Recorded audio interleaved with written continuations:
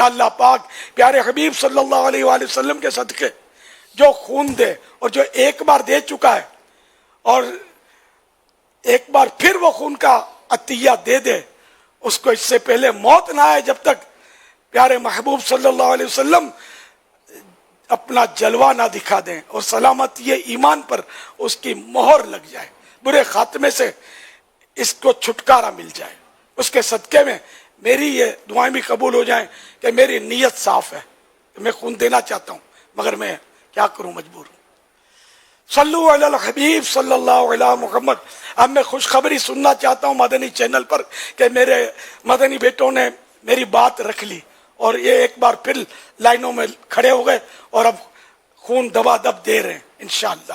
اللہ بیڑا پار کر دے گا دونوں جہاں میں۔ خون نکلنے کے بعد پہلے سے زیادہ اللہ پاک آپ کو طاقتور کر دے۔ خوب اللہ کی عبادت کریں، خوب رمضان کے روزے رکھیں، تراویحاں پڑھیں، تلاوت کریں اور مدنی قافلوں میں سفر بھی کریں انشاءاللہ۔ حج کریں، میٹھا مدینہ دیکھیں۔ ڈاکٹر یا جو بھی ہمارے اس کے معاونین ہیں، اللہ پاک ان سب کے حق میں میری یہ دعائیں قبول فرمائے۔